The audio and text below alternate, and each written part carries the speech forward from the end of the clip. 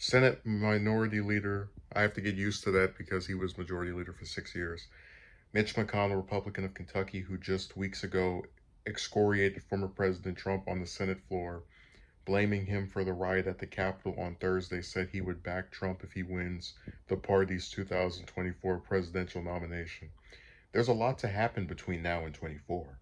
I've got at least 4 members that I think are planning on running for president. Should be a wide open race, McConnell said during an interview with Fox News. Brett Baer asked if he would support Trump if he wins the party's nomination in 2024. McConnell said, "The nominee of the party? Absolutely."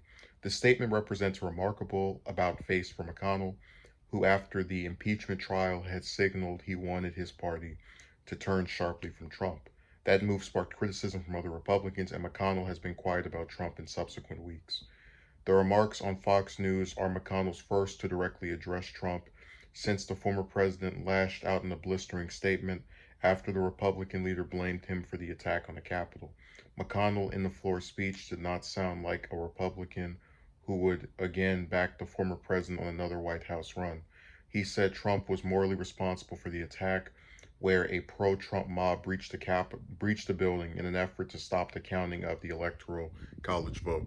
So the reason this story is funny to me, and it'll, people won't pay attention to this, but whatever, is that I like how McConnell openly admits that he has multiple members of his caucus, Cruz, Rubio, Cotton, all the rest of them that are just planning to run for president, and they're still likely to get smashed by what a person who should be a has-been after losing the bid for a second consecutive term.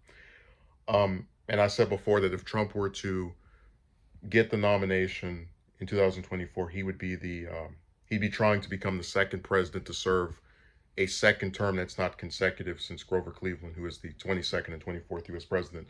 But it's really amazing how in the span of 2 months you go from Trump is the reason that this very violent thing happened because of his rhetoric to, oh, would I support him as president? Of course, because McConnell knows that he wants to keep Trump's voters satisfied, and they're not worth making angry because the majority of them are the Republican Party at over 90% approval rating.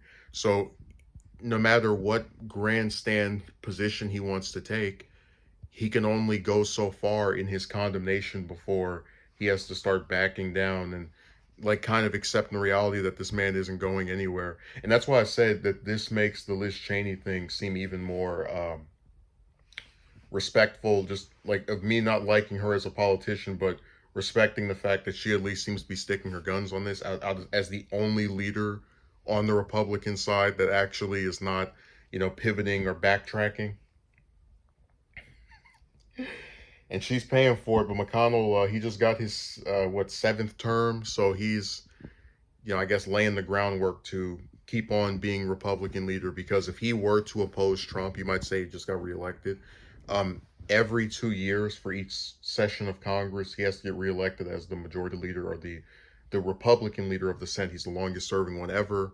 Been there since I was in 4th grade. So he knows that if he were to turn on Trump, he could have a mutiny by other Republicans and they could try to replace him with somebody else.